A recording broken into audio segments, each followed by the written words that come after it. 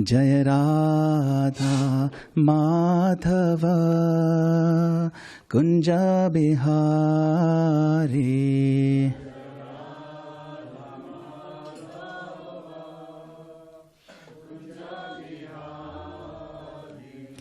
Jaya Radha Madhava Kunja Bihari.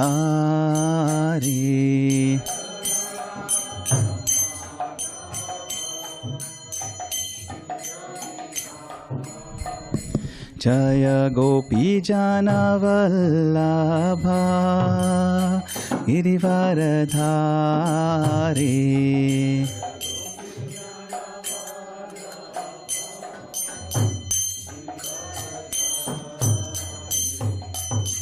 Yashodanandana Vrajajana Ranjana.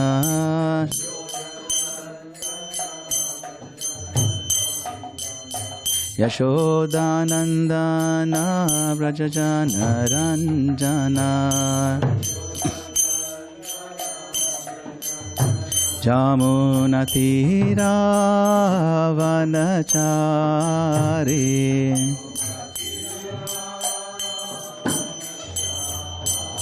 Jamunatira Vanachari.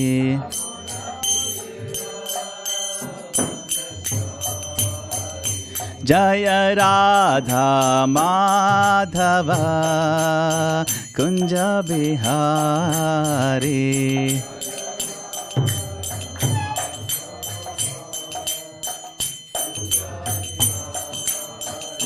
Jaya Radha Madhava Kunja Bihari.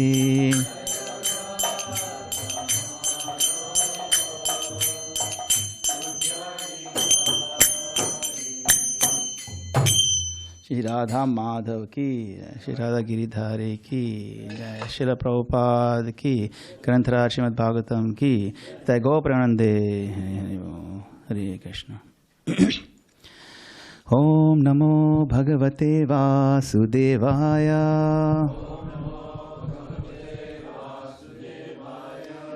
Om Namo Bhagavate Vasudevaya.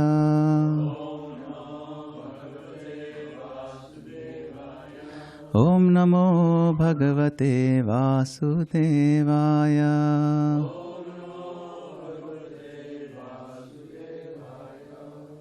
Hare Krishna. So yesterday the Bhagavatam brought us to the ashes of Lanka. The crying had begun. The shelter had collapsed. And the realization was only starting to dawn. And now in verse number 27, the Bhagavatam doesn't advance the story outwardly. It goes inward. This verse is not about what Rāvaṇa did. It's about how Rāvaṇa saw. And more importantly, how he did not see. So we shall read this now. Na Vai Veda Mahabhaga Bhavan Kama Vasham Gata Tejo Nubhavam Sītaya Yeno Nito Dashang Imam Navai Veda Mahabhaga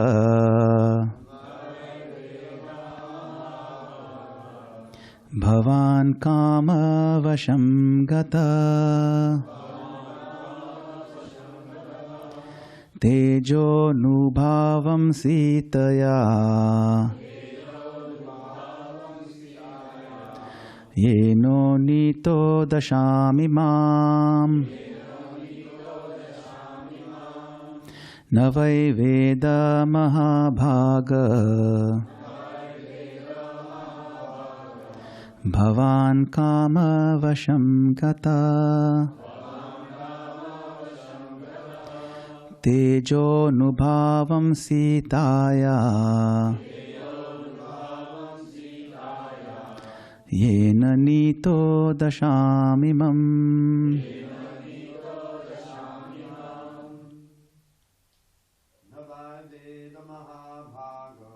Navai Veda Mahabhaga Bhavan Kama Vasham Gata Tejo Nubhavam Sītāya Yena Nito Dashamimam. Navai Veda Mahabhaga Bhavan Kama Vasham Gata Tejo Nubhavam Sītāya Yena Nito Dashamimam. Navai Veda Mahabhaga Bhavan Kama Vasham Gataha Tejo Nubhavam Sītāya Yena Nito Dashamimam.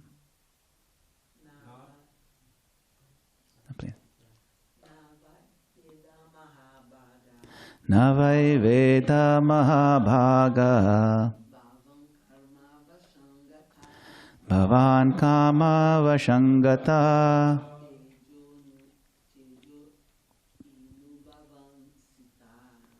Tejo Nubhavam Sītāya Yena Nito Dashamimam.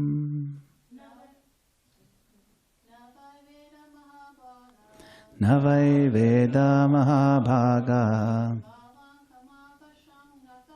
Bhavan Kama Vasham Gata Tejo Nubhavam Sītāya Yena Nito Dashamimam. Navai Veda Mahabhaga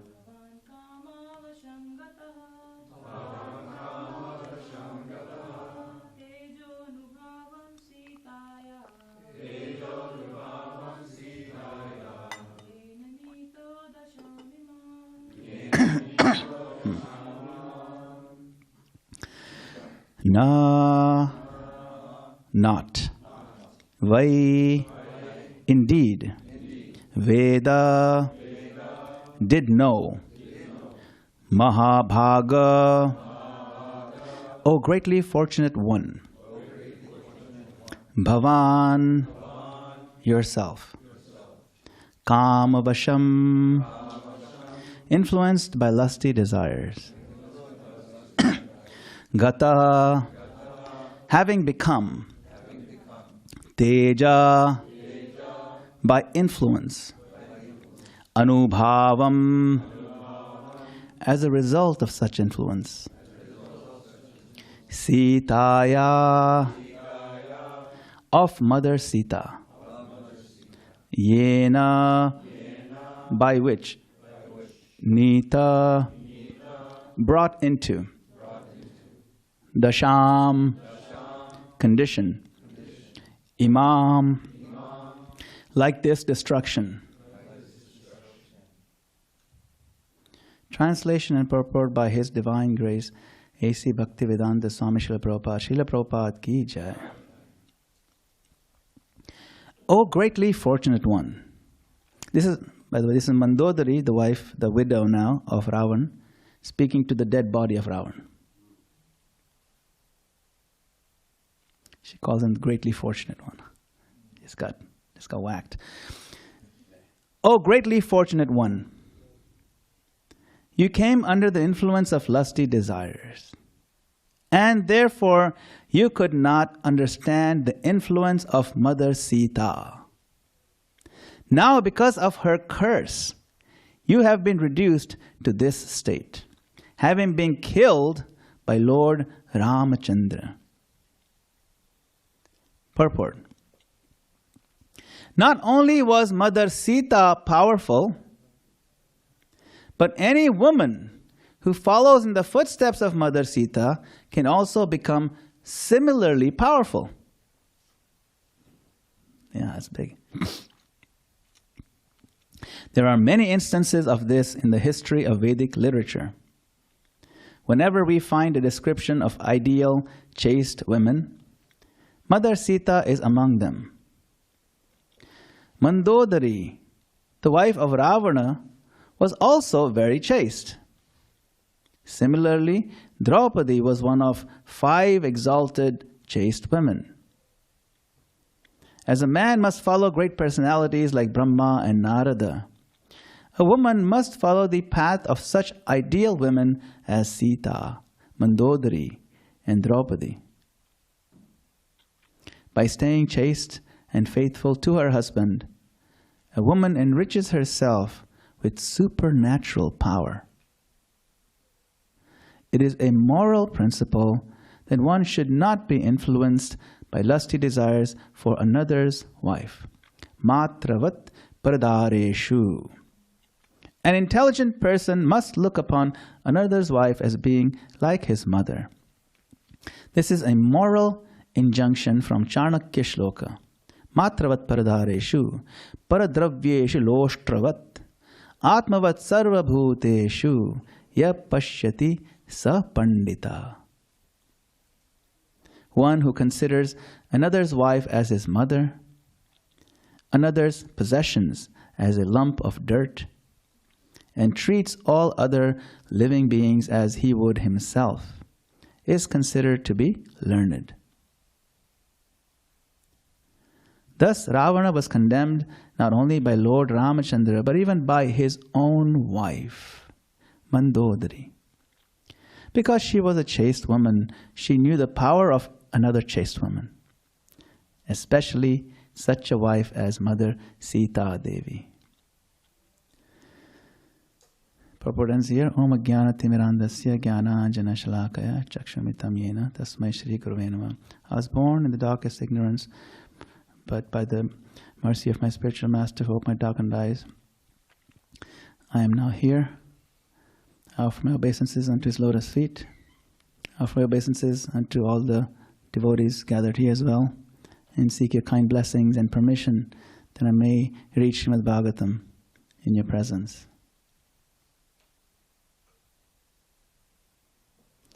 Mandodarī here says, Na vai Veda, you did not know. It's a very interesting scene because she's talking to a dead body. It's something to note, a lot of things to note in this verse. She said, you did not know. This is devastating. Blow.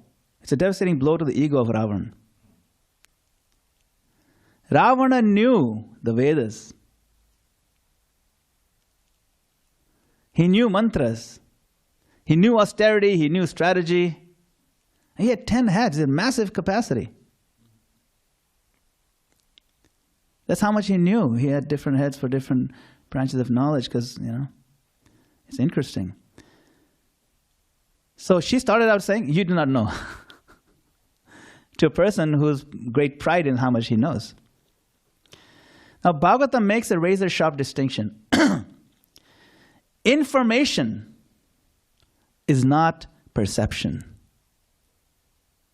He had a lot of information, but he did not perceive. He couldn't see who is the Sītā that he was messing with. Lust does not primarily make us immoral, but it makes us stupid in very specific ways. She says, Kama vasham gata. Having come under the influence of lust, or under control of lust. Vash means to be arrested or really being under control. This means now that the intelligence is no longer consulted. The desire is just obeyed blindly, the desire to follow through on that lust. At that point, intelligence becomes a servant, not a guide. And this is interesting to see because we talk a lot about mind, intelligence, and false ego. I think it's important for us to understand the functions of each of these. So what is the mind? The mind has a few functions, but one of them is, a primary one is to accept something and reject something based on what feels good. If it feels good, do it. So the mind pushes you to do something that feels good. And reject something that doesn't feel good. Very basic, childlike. Prabhupada said, mind is just like a child. Like sankalpa vikalpa. Just giving up something, rejecting something. It changes his mind all the time too. What was nice yesterday, it's not nice today, stuff like that. But it's impulsive like that. The mind acts on that. It's also like a screen on which you project things. So you kind of enjoy or suffer on the screen of the mind. So the enjoyment and suffering actually takes place in the mind more than anywhere else. That's why different people, if they even experience the same physical ailment, they'll process it differently. Because the mind is where the action actually happens. And what makes them miserable is not really the sensation so much, but how the mind processes it and perceives it. You see? So the mind is that function, that faculty. Now the intelligence is the higher faculty because it helps us override the impulses of the mind. So if the intelligence is properly educated, properly informed, that this is a higher goal, then it properly overrides the impulses of the mind. For example, if I'm sick and my mother says I have to take this bitter spoonful of medicine, the mind says spit it out. But the intelligence says no, swallow it because it's good for you. It doesn't feel good right now, but with a longer term goal, it's good for you. So that's the function of intelligence. And so with intelligence, we learn to build up these systems that we have to work hard now and then we enjoy in the future, or we'll reap something. And so those are very intelligent, build massive systems. And they become hugely successful and very influential in the world. They become titans of industry or whatever, that sort of thing. Rāvaṇa was one of those, very intelligent. So the intelligence in and of itself is neither good or bad, it's how you apply it and who is really in control. So the truly intelligent person uses that faculty of intelligence to override the lower base natures, the lower impulses. Remember, we have two natures. Prabhupada talks about this. He says we have a higher nature and lower nature. Both are natural. We can't say that, this lustful propensity, it's not natural. No, it's totally natural. But there are two natures. And we should use our intelligence to appeal to the higher nature and to move toward we also have higher natures. See? So those who act upon lower impulses kind of reveal or betray a poorly educated or poorly aligned intelligence. So one teacher says, Kama Vasham Gata. Kama Vasham Gata, second line. Having come under the control of lust. The intelligence now has become the servant. What is the take-home point for us who are practitioner devotees? We can ask regularly because we have intelligent capacities, all of us. You can ask, is my intelligence guiding my desires, or are my desires scripting my intelligence? In other words, we're always plotting or planning something. Are we plotting? Is the end result of our plan that we're plotting something that appeals to our higher nature or our lower nature? And it gets more subtle as we progress. As we progress, the gross things are not so important, but then the subtle things of, am I going to get respected when I go this route? Or will I be just sidelined? And so on. Then we kind of want to satisfy the ego more than anything else. How easily do I get offended? These kind of things are actually, they appeal to our lower natures. So we have to always evaluate, Is my intelligence guiding my desires? Because the desires are what we come with when you come in Krishna consciousness. We have a bunch of desires. Some of them are taking us upward and some of them are taking us downwards. And we carry the whole bag with us. And we have to evaluate those desires and see if we can see through to their ultimate culmination. Where is this path taking me? This train of thought. What station is it going to stop at? Is my intelligence guiding my desires, or my desires scripting my intelligence? This single question can actually save us years of damage, even as we're practicing. Because always good to check our motives in as honest way as possible. It pleases Krishna when we do introspective thinking like this to try to be more like He wants us to be. Simple as that. We can pray to the Lord, my Lord, please help me be more like You want me to be. I know I have my desires, but please help me purify my desire and align my intelligence so the purification can be optimized and accelerated. So, kama vasham gata. This is what happened to you, Rāvaṇa. Then, she talks about this tejas. That's the third line, tejo. Anubhavam Sītāya. Tejo anubhavam Sītāya. She says, Rāvaṇa, you fail to understand this very important principle. What is that? Tejas. Tejas of Sītā, this special, you can say, energy, it's not aggression. Tejas is not charisma. It's not confidence or dominance. Tejas is a concentrated moral alignment. It is like a spiritual voltage. Rāvaṇa, how did Rāvaṇa see Sītā?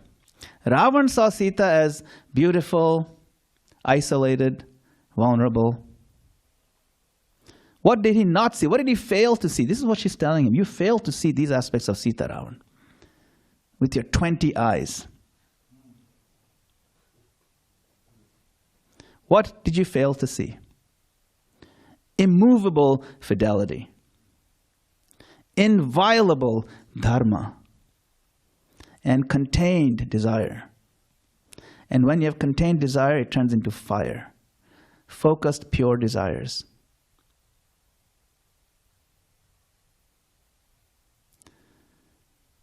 He underestimated Sītā because of her quietness, her gentleness.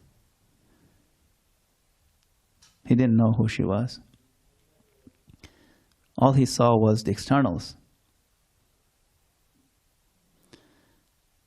What is a lesson for us? Never underestimate, never, misjudge or underestimate quiet devotees. They all carry a fire, a potency, a tej. The most potent spiritual fire is often silent. So we should have some respect for all devotees, of course. That's the baseline. But we should also keep in our mind it's very likely that the quiet ones, or even the not quiet ones, but just devotees in general, carry a great deal of potency by the mercy of the Lord. We offer respect. All levels of devotee, regardless of whether Kanishta, Madhyam, or Uttama. What is the baseline recommendation by Rupa Goswami? Offer respect to the lowest.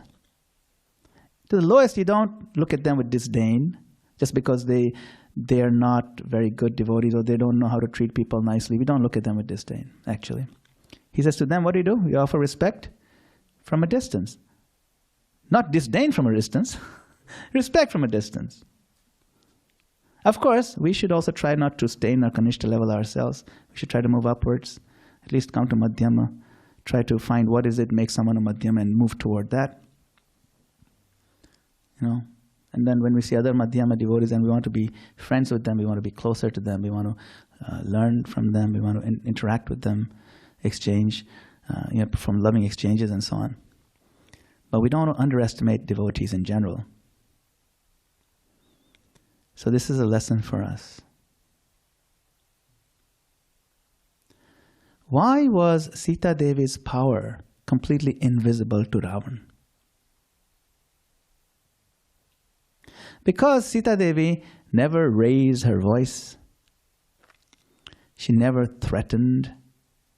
She never resisted physically. Her power came from absolute refusal to bend internally. So this Bhagavatam teaches us a very interesting counterintuitive truth. The more our desires, I said the lower desires, are restrained for truth, the more power it generates. Every act of restraint, we can offer it as a flower to the lotus feet of the Lord.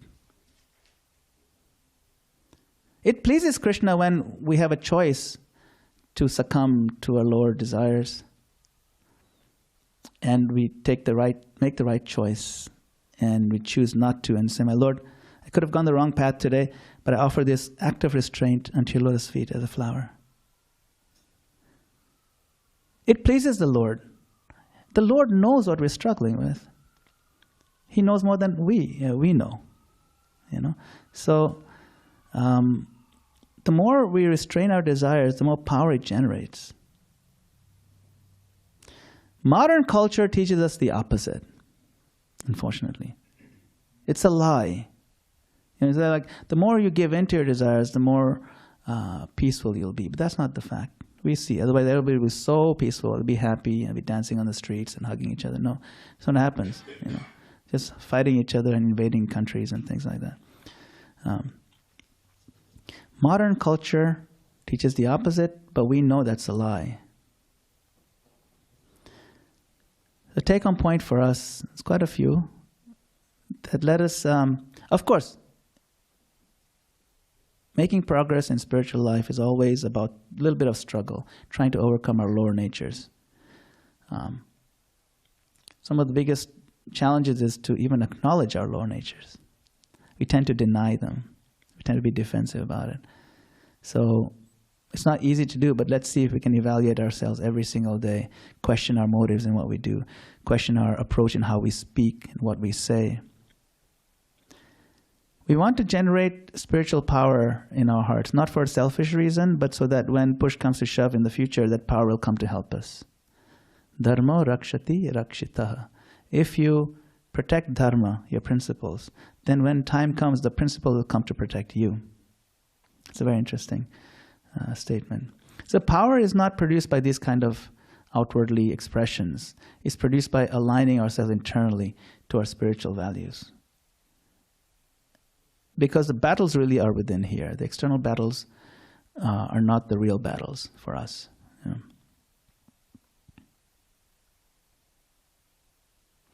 Now, another interesting thing she says, that because of her, Mandodarī is telling Rāvaṇa, because of Sītā, because of her, you were brought into this condition. Very interesting. Does it mean that Sītā came and attacked Rāvaṇa? No. Sītā did not attack Rāvaṇa. It means that Dharma, the system of Dharma, defended Sītā eventually. The reality defended her, her Dharma on her behalf, attacked Rāvaṇa on her behalf. This is interesting to see that Dharma doesn't always respond immediately. Like Dharma didn't chop off Rāvaṇa's heads at the point of kidnapping. But once Rāvaṇa crossed a particular line, then he set in motion, I mean it's literally a line, he set in motion some events of inevitable demise of Rāvaṇa. See, so something for us to reflect on. Often we may not see the reaction of what we're doing right now. But typically, consequences accumulate quietly. And then he comes and slaps you in your face. That's why if you don't feel a reaction right now of something that we're doing that's wrong, doesn't mean we've gotten away with it. But our mind tends to see myopically. Let's get away with it. I mean, for us, how does that play out? It can play out in different ways. We're just struggling, say we're struggling with lower mode. Just laziness, for example. We know hard work pays off tomorrow. But laziness pays off now. So we think, okay, we got away with it today. And get away with it tomorrow. And we keep procrastinating. We're becoming lazy, procrastinating, lazy. And the mode of ignorance takes up home in our heart. But then, when push comes to shove, we've atrophied too much. We're too far gone. And when we need to now do something that requires a great deal of goodness, we're not able to do it because we've allowed the accumulation of the consequences of lower modes. At that point, when it comes to slap, we won't be able to defend ourselves. And we have to deal with the accumulated consequences of those choices that we made earlier on. That's why discipline is such an important part of spiritual life. Right? I mean, the person who they called disciples. Disciple means discipline.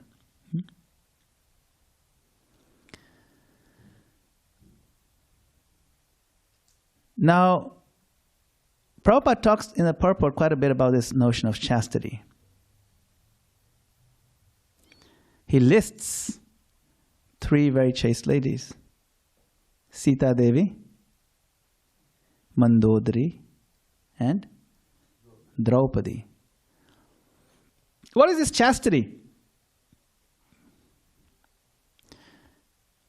It's not about social control or repression. A lot of people frame it that way, especially those who are trying to attack the entire Vedic paradigm. There are people who attack the Vedic paradigm. And you don't see many of them in the West, you actually see them in India itself. They're very much invested in completely undermining the whole Vedic system. And so they try to portray good as bad. Yeah. So it's not, this try to show that this is repression, this is about social control, and so on. But what does chastity mean? Chastity means placing our desires exactly where they belong. Look at all the inventory of our desires and put them in the right places. Give it the right priorities. And this applies both to men and women, okay, not just the women. For the men, chastity is found in restraint, in respecting boundaries, and honor, being honorable. This is chastity for men. And for women, what's called chastity is the quality of fidelity, steadiness, and a sense of trust. It's the same principle, but they apply differently because you're leveraging the strengths and weaknesses of your particular bodily condition. But the responsibility of chastity lies on both sides, both the men and the women.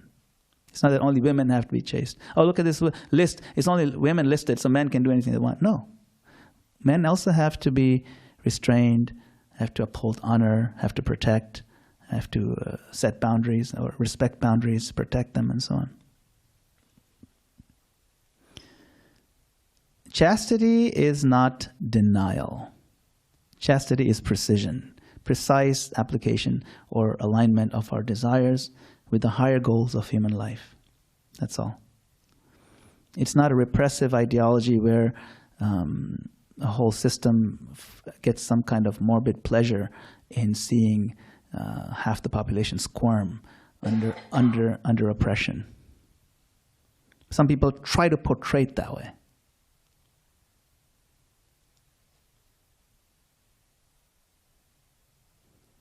Now, interesting to see, Mandodarī didn't have the 10 heads and all that systems, right? But she could see what Rāvaṇa never could. And Prabhupada writes about that. Mandodarī condemns Rāvaṇa, but without hatred. She's not hating him. She's condemning him. Why? Because chastity produces clarity. It gives a level of maturity that someone who is unrestrained can never get. The depth of maturity that comes from chastity. Because she had clarity. She loved him. She was crying tears when he died. She benefited from him. She took shelter in him and so on. But she also saw him accurately. She wasn't in denial. And that comes out here, you see.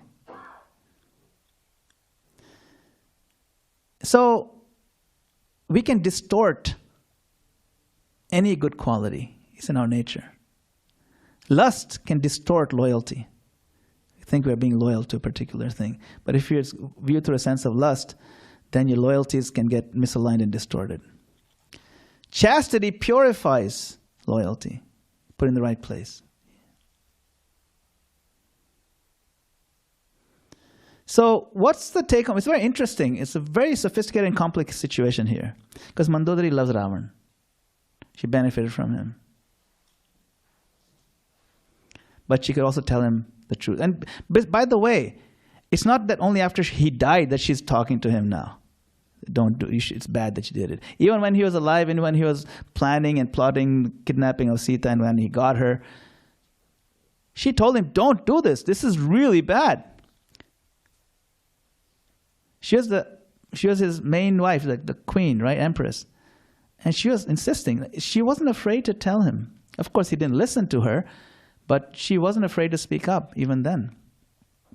Very lovingly and respectfully she spoke to him, but she was also firm that this is really a wrong path you're going down. It's going to be the demise of not just you, but the entire kingdom. So when someone lovingly tells you the truth in your relationship, we should really sit back or look at it objective, try to be objective, especially if someone has your best interest in mind. And if someone cannot lovingly tell you the truth, check whether desires are distorting the relationship. See, so clarity is very important. And clarity comes from this austerity. Clarity comes from chastity. Clarity comes from swadhyaya, studying the scriptures, understanding what is our higher nature. Why do we have lower natures and how do we deal with them? The modern world doesn't distinguish between higher and lower nature. It's all nature. It's all in one. So follow your nature.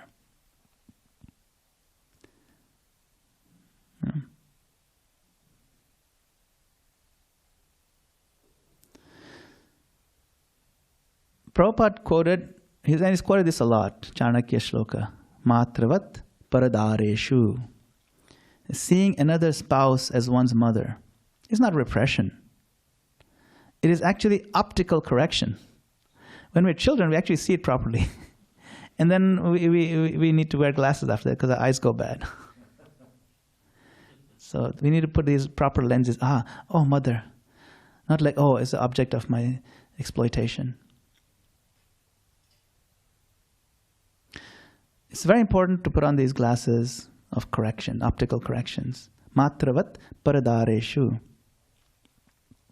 The moment desire crosses certain boundaries, because these desires are like bubbles at the bottom of the ocean, just keep coming up, they keep producing. We have to just let them go, because that's just the way. We have to recognize just because desire appeared doesn't mean you rush to fulfill it. If you rush to fulfill it, you'll have no peace. If you just let it go, like the bubble, then you'll be at peace. Krishna says in the Gita, just person, not that person achieves peace who doesn't respond to those desires. But the person who runs after them, he will not achieve peace. So, the moment the desire crosses a certain boundary, what happens? Our sense of judgment collapses. Our tolerance of risk spikes up and down. We would take major risks. And ethics moves from the non-negotiable table to the negotiable table. I can negotiate. These are now negotiable. Ethics become negotiable when we lose our intelligence to lust. And the more sophisticated our intelligence is, if we still succumb to lust, the more sophisticated the justifications for negotiating ethics. So Rāvaṇa, his collapse was inevitable. But which was the first domino in that collapse? You know, I saw a very interesting physics, not experiment, demonstration, where there's a huge slab of marble like this. You know, huge slab like as tall as the door. It's like a domino. It's set on the floor. It's just a domino. You can push it over. But it takes a bit of effort to push it over. Then in front of that slab was a slightly smaller one. Like, you know how you arrange dominoes for fun? And in front of that, a slightly smaller one, and smaller, smaller, smaller. And that first domino was only this much. But you can collapse that big domino by just toppling the small one. It goes, the small one hits the bigger one, the bigger one went down, the next one went down, and the big one came crashing down and smashed into pieces. But just a little fingertip. So Ravana's collapse of Lanka didn't happen over there. It happened, the first domino, the first collapse happened internally, which is not visible to us, a tiny domino. But that had a lot of consequences. Krishna talks about this in the Gita. Dhyayato vishaya pumsam sangasteshu pajayate sangat sanjayate kamat kamat krodho vijayate krodhat bhavati sammoha sammohat smriti vibhrama smriti bhramshad buddhi nashat pranashyati. So this is a domino effect. It starts with contemplation on the senses, objects of senses. Then sangasteshu, you develop some attachment to them. Sangat sanjayate kama. Now kama is the fire of lust that really, starts burning really hot. And then you engage in whatever activity it is, the sense gratification. But because it always fails to meet satisfaction, to give us satisfaction, we will inevitably be angry. Kamat krodho vijaya. Krodha means anger. And then when anger starts taking over, then some moha, the bewilderment starts happening. Why is this happening? What should I do next? When you're angry, it's hard to tell what to do, what not to do. We become very destructive, even self-destructive. Sammoha, smriti vibhrama. And when we start being bewildered, then the memory of what we're supposed to have done, what we learned, all the good things we learned, starts evaporating. Right? Smriti vibhrama, smriti bhramshad buddhi nash. Then the intelligence gets destroyed. And then at that point, everything collapses. And our whole golden Lanka that we worked so hard to construct comes burning down. So the first collapse happens internally. Therefore, to avoid that first collapse, matravat paradareshu. So this verse is not about kidnapping. It's about misreading spiritual potency. Whenever we underestimate humility, whenever we dismiss quiet sadhana, whenever we chase visibility over depth, wherever we excuse boundary violations, we repeat Ravana's errors. That's why, you see, interesting, you should always note, why is Vyasadeva focusing on certain points in the Ramayana? He doesn't put the whole Ramayana. These are important. You should see why he's bringing them up. We don't want to repeat Ravana's errors. This is a list of his errors. Okay. So, a few take-home points. Ravana did not fall because Ram was stronger, really. He fell because lust destroyed his ability to read reality. Bhagavatam leaves us with sobering mercy.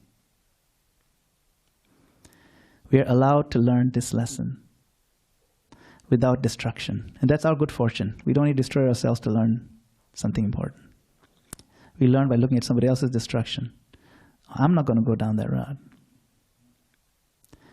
If we're willing. So, summary, lust blinds perception.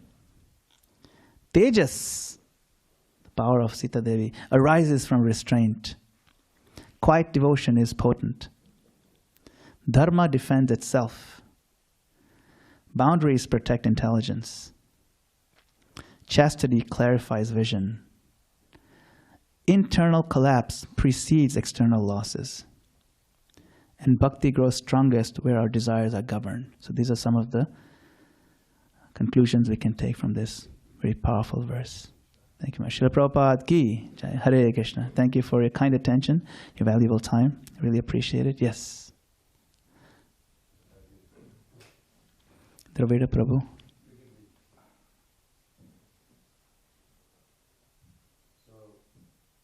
One verse that Lord Chaitanya speaks to Sanatana Goswami at the beginning of the section of his instructions about abhideya, about practice. And it's exactly according to the theme of this class and the theme of the verse. I'm sure you know it, Prabhupada quoted all the time, Kama dina katina katita parita nideshas tesham jata maina kaduna nattapano pashantihi utsvijayata nadayatupate pratam labna buddhis This is the verse that Rāvaṇa never chanted. In how many ways have I sought to obey the seductive demands of my wicked desires? They've shown me no mercy, yet on I've gone shamelessly trying to quench lust's unquenchable fires. But now I'm rejecting those hellish desires, for my higher intelligence now has awoken. O Krishna, O shelter of fearlessness, please let me serve you with faith that will never be broken. Haribol. Thank you so much. It's very powerful. Prabhupada quoted a lot. He quoted all the time. He's like, there's no limit to the unwanted orders of lusty desires. Kamadina. Kutidan. And he said, I've tried again. I've even served them. Kutidana kutida. But they never gave me any reprieve or any respite. And he said, I'm not even ashamed to serve them. He really got into this one. Yes. Yes, thank you. Hare Krishna. Anybody else have any comments or questions?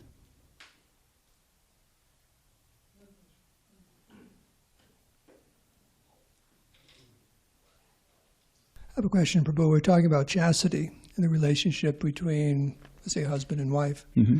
And she was very, very chaste to Rāvaṇa and she's in love with him. But which is a higher principle, because he was a nasty person, a nasty Rakshasa. He did so many things throughout his marriage to her, not just, kidnapping Sītā was the top of it, the icing on the cake. But where do you draw the line being chaste and faithful in a relationship when you see the other person is really out of line with reality? That's the question. The higher or lower principles and chastity trumps everything? Yes, it's a very good question. Thank you very much for asking. And this always comes down to modern day. Even, it's not in modern, even just ancient times, it applies. It's a timeless question. But it's particularly relevant in Kali Yuga, where it's more prominent. What is more prominent? This battle between being chaste and preserving our ancient values, and then the face of reality of modern day abuse, for example. Chastity is not about enduring abuse.